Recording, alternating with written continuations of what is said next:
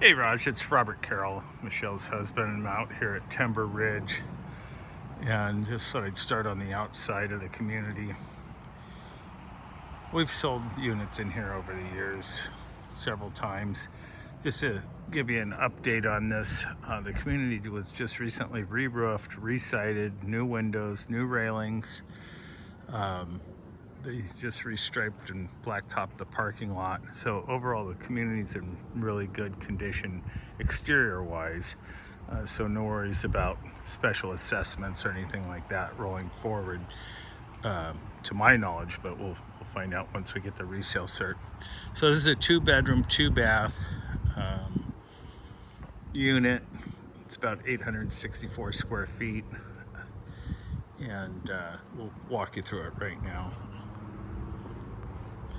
So it's a mid-level unit, so you have the lower levels and then mid-level and then the uppers.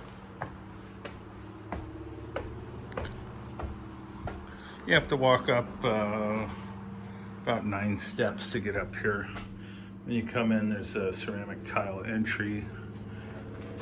There's no popcorn ceilings or anything like that, so that's good news. The carpets are new carpets. Does have a fireplace. It's a wood burning fireplace. The heat is all electric wall units. It look like they're showing a little bit of age on those wall units. You can see some discoloring on them. They're about $125 to purchase. To have those installed, it's probably another $125. It does have an outdoor balcony. And this is the rest of the lower part of the community. The location of this is really good because you literally can walk right to the downtown Woodinville shopping center, which has everything there. It's got a premium grocer there called Hagen's Market. It's got a theater, just all kinds of stuff over there. So, and it's of course in the middle of Woodinville wine country. So you've got, I think there's 150 wineries that are represented downtown. There's a little storage closet here. You can fit a bicycle in there.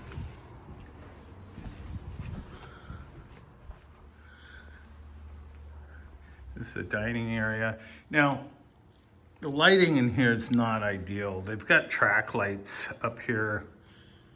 They've got another little spot track here, but there's no center light in the middle of the room or can lighting.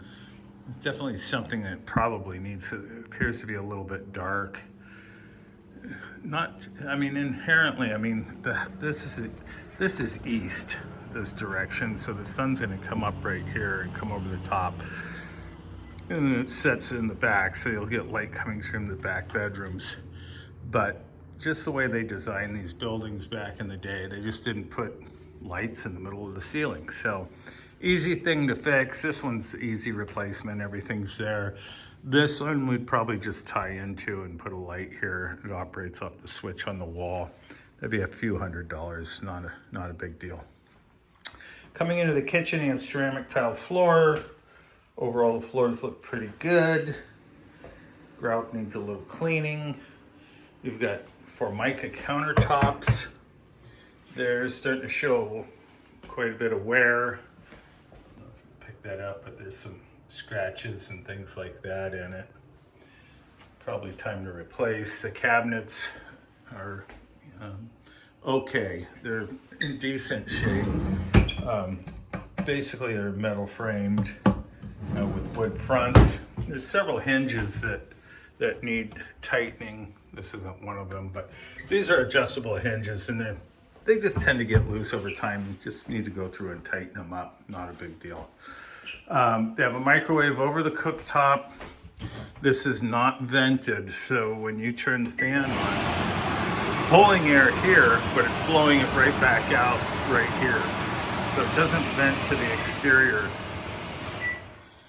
Which seems weird, but that's actually kind of common for condos. They just never vented them unless they were gas cooktops, and this one's not. This is electric. Now you notice another thing is that they put a freestanding oven in the kitchen. So all the controls are up here in this back shelf. I'll walk around the other side. This wasn't built this way.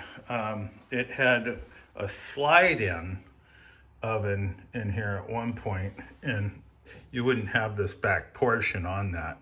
So, you know, for probably cost savings, because slide-ins cost twice as much as these freestandings, they went with the freestanding, and it just doesn't look very attractive.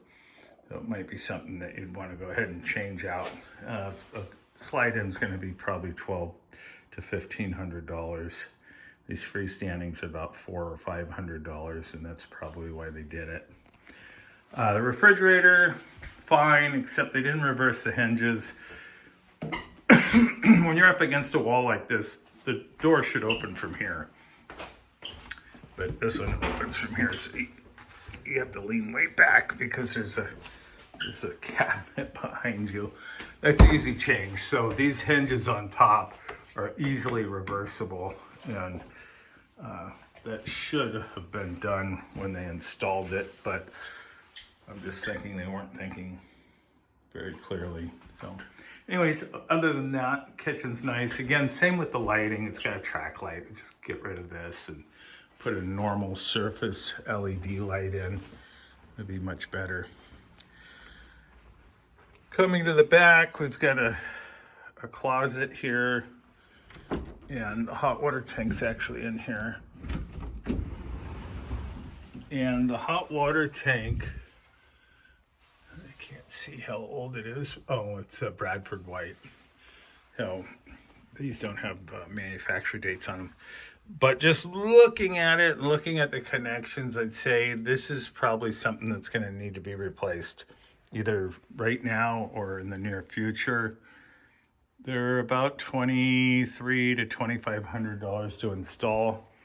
They need to be replaced every 8 to 10 years in condos because the hot water heater's in the unit, and if it goes, it's going to flood the unit. So they're really particular, most of the associations, about having these changed out every 8 to 10 years, just on a regular schedule. Just be aware of that. Washer and dryer, everything looks fine in here. They've got stainless steel braided lines, which is good. It's a top load washer and a front load dryer, and everything looks fine. Here's our first bathroom. Again, ceramic tile floors, same kind of cabinets and countertop as the kitchen. It's Formica.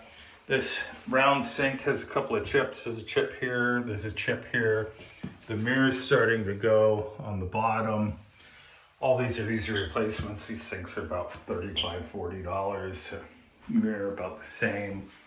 The bathtub has a ceramic tile surround.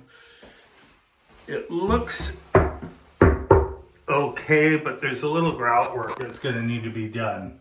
You can see that. And this is typically where, if you're going to have a problem, it's going to be around the controls. So it's really important to keep the grout maintained, and then the tub needs to be recaulked. So you need to strip out all this old caulk and recaulk it.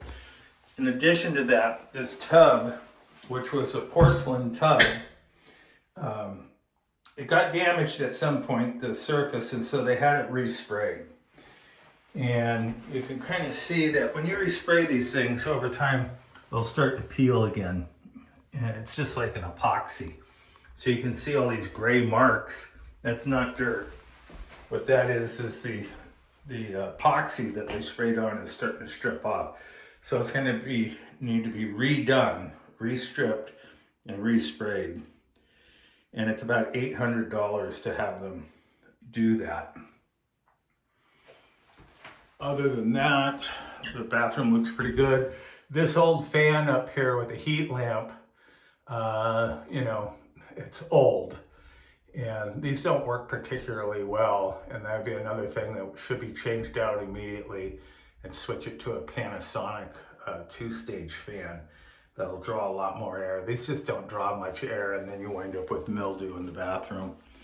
So, toilet and everything looks fine. It's not loose. Doors and everything look fine so far. And here's our first bedroom. And it's a good sized bedroom. You could put a queen size bed in here. See the wall mounted heater. This looks out to the parking lot. All the windows look good in the unit. We'll go into the second bedroom. And it's about the same size as the first bedroom. So you're not gonna be able to, I mean, you could put a king size bed in here, but it would be really tight. Queen is about the max. Your closets. We got a parking lot. And this one has an ensuite bath. And same kind of issues in here as the first bathroom. The sink's in good shape in here, but the mirror's starting to go. And, you know, same old fan. Tile surround. The tile looks better in the master, but you can see again, this tub has been sprayed and the paint is peeling. So it needs to be stripped and resprayed again. Other than that, toilets and everything look fine.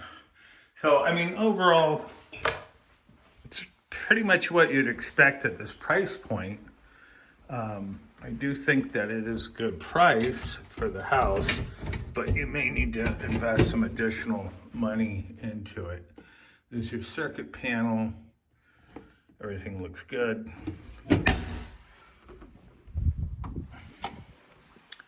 But again, the big benefit to this location is just it's so close to downtown Woodinville. Literally a block is the shopping center. And it's pretty easy to get in and out of this area. I'm trying to think if there's anything else I can tell you about this. I don't think there is, other than I think the oven needs to be changed out. You need to reverse the hinges. You need to tighten some of the hinges on the doors. It's time for new countertops and all that. I mean, they're serviceable, but they're starting to get a little worn. They painted this fireplace black. It's, you know, it's in fine working order, but, you know, dark. You could always repaint it. But overall, it's a good unit. We'll have to check the rental cap here. If they're capped out, I think they have a wait list, and these sell pretty regularly, so I'm sure that if you're on the list that you probably move up pretty quickly. Might be another year or two before you get to the top and that kind of thing. Another nice thing about this is it has 2 parking spots. And that one's right in front of the unit. And the other one I think is a covered spot. We'll have to verify that, but the one in front of the unit's an open spot, and I think the second one is under a carport. So, this door. Anyways, I'll go ahead and get this uploaded and get it out to you. Thanks.